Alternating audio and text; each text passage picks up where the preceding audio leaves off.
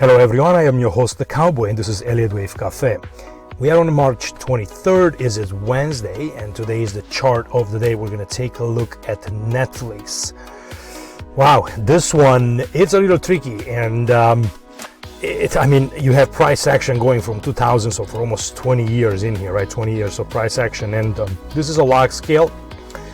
It's a little bit of a tricky count. I want you to go ahead and take a look at it and see what's your best interpretation to come up on this one, and then we'll take a look at the last little bit of a price action back in here, right from 700 that was almost cut in half, even more, with this kind of latest sell-off. But I think there's some interesting lessons in here that we can learn, and also I want to see what happens after this decline.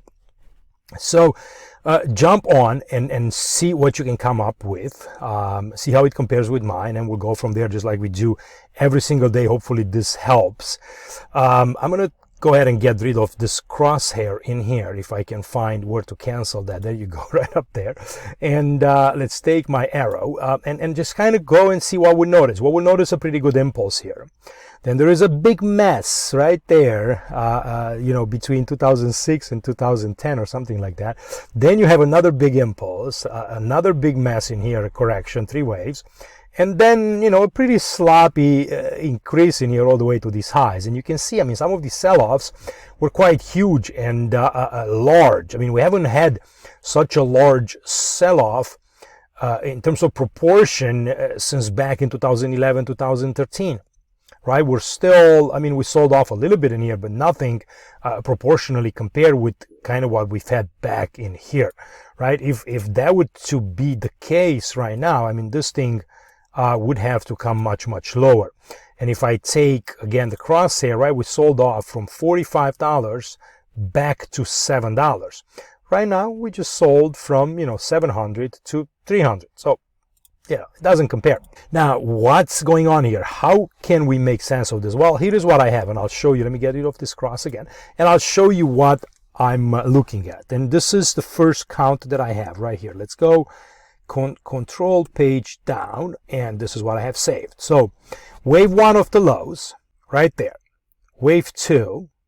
And then this, let's consider it a big, large 3. Since we've started, one of the biggest sell-off in a while, this could be the start of a 4th wave. We'll take a look at that.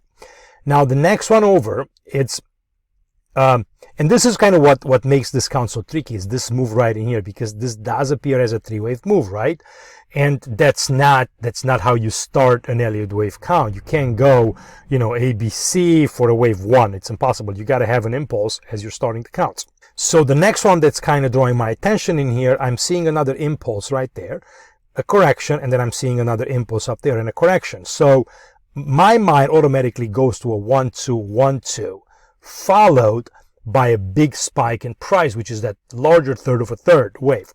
So go there, and I'm going to go again, control page down, and here is the count. So now you go in a 1-2. Now this just shows automatically, but if you go back and do a 1, 2, 3, 4, and 5, now you complete a 4th wave right in there. And this is kind of how this looks. One more hint on the control page down. And then you go here, 1, 2, 3, third of a third. Very deep wave 4, quite sizable, I must say, compared with the 2nd wave in here.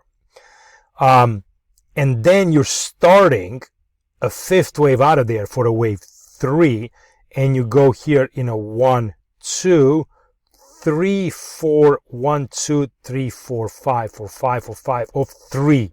Am I super happy with the fact that this 4th wave is quite large compared with the 2nd? Not really. Am I super happy that this 4th wave in here, it's a little bit smaller than the 2nd wave back here? Not really.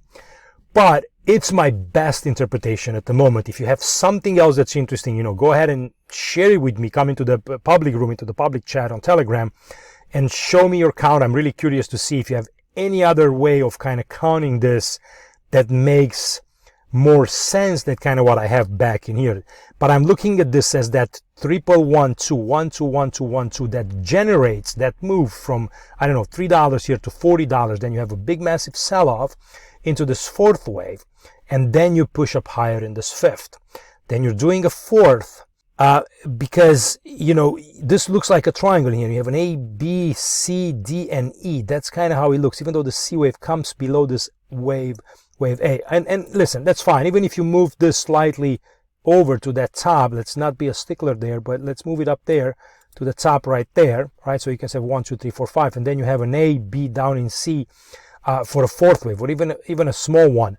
And then you go and have a wave 1 impulse out of those lows. Otherwise it's very hard to kind of count this in a different way. You go 1, 2, sorry, this is in here like that. So 1, 2, 3, triangling 4 with a small fifth wave up there, up at the top, right? So you're getting an extended wave 1 in the last sequence, followed by a 2, a third wave that's smaller than fifth, and then you're terminating that larger sequence. So if you can see it in here now, it's clearer. Go 1, 2, 3, 4, and 5. So the only way that kind of destroys this a little bit is this fourth wave that's a little bit smaller in here. And I've been thinking about this for some time in here, and there is no way that I can put this wave back here and I just don't have the subdivisions. I just don't have the subdivisions to consider this fourth wave much larger. It would really create a big mess back into these levels. Now, I might spend a little bit more time on it, but I just don't like it much like that. So I'm going to go with this as the best interpretation.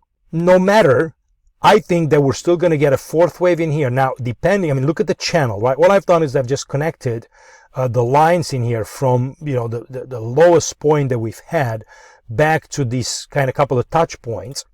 And I can kind of play with that a little bit on there. So that's kind of the longer term trend line, the channel. And I've just projected that from the top of this wave 1. If you want to adjust this a little bit, you can come a little bit lower, right? And say, fine, you know, and you know, here you go. You're kind of touching those, you know, the top of those waves in there. But you're in a nice clean uptrend in here. And I think the market is now correcting into this fourth wave. Like that. And this one hopefully gives us a little bit better proportion, either something like this back in here or something like this back in here. So let's see how we can take a look at this last sequence. And sorry for spending a little bit of time looking at this, but I think it's just important to see sometimes counts are complicated. And I'm going to show you something here shortly. What's the difference in counting between counting in like this and going on an arithmetic scale? So let's just kind of stay with me for another second here. Let's go and switch over to another week, to a weekly time frame, and even lower, maybe go to a 2-day time frame in here and take a look at the latest decline. I'm going to get another arrow because I've lost the other one due to the scale. But I mean, look at this beautiful decline. You come down in 1. Let me just kind of shift it the other way. So you come down in a wave 1, 2, 3, 4, and 5. That makes for a beautiful wave 1.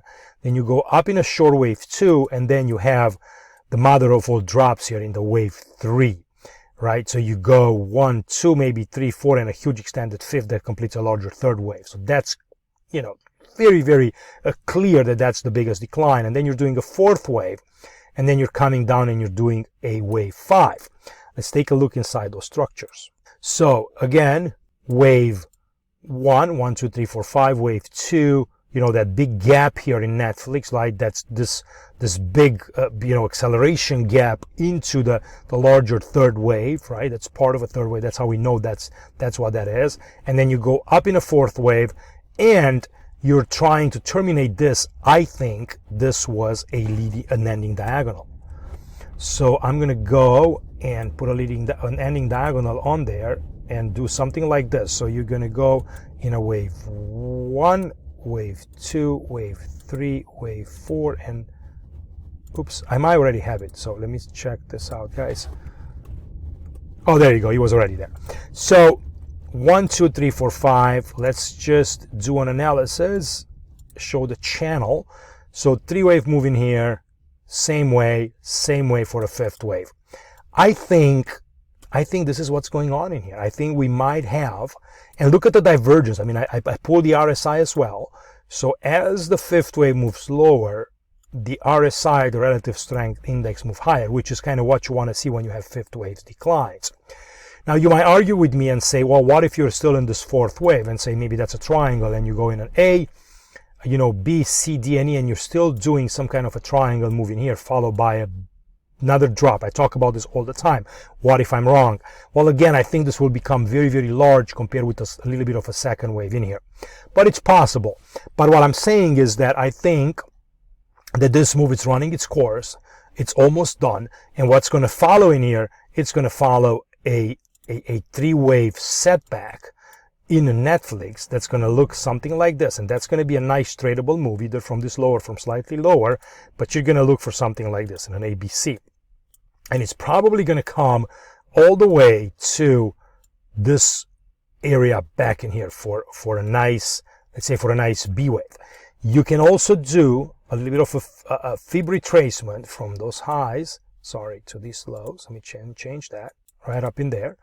And that would be about a 50% retrace. If it wants to be just 38%, I mean, it can be anywhere from 38 to 61%.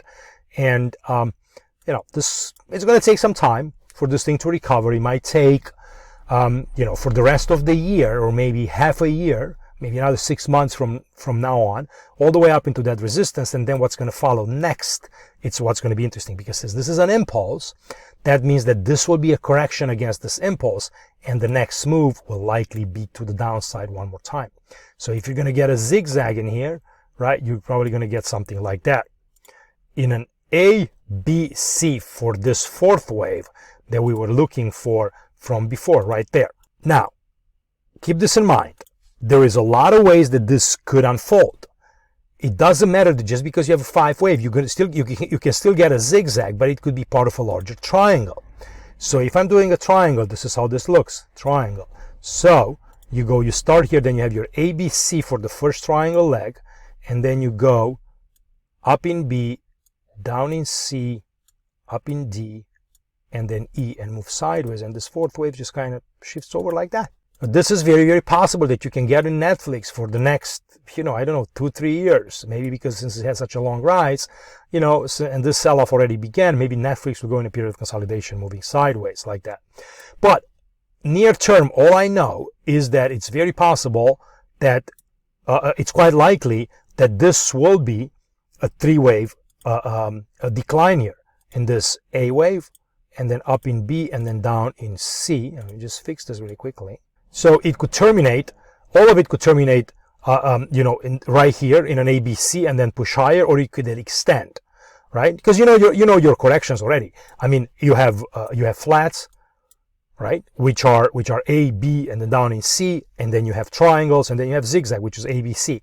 So there's only 3 corrections. That's all it is, and then you can play with those as time develops. But the fact that you have begun in a 5-wave sequence, out of there, that tells me that likely you're going to get a bounce, and then you're probably going to get another sell-off lower in Netflix.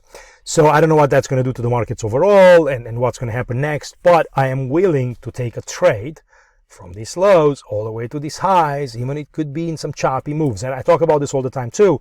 Hey, if you wanted to just do this ABC and compose this as a correction, this B wave can take several shapes too. So you can look for, let's say, wave A here to complete first, then wait for this B wave to terminate, and then trade a C wave higher towards the B. And that could be your secret here for a little bit of a trade, pushing higher, and then take a try to the downside, right? But this is kind of what I wanted to show you into this count. And now really, really quickly, I'm going to try to delete some of this stuff just so it's not on there.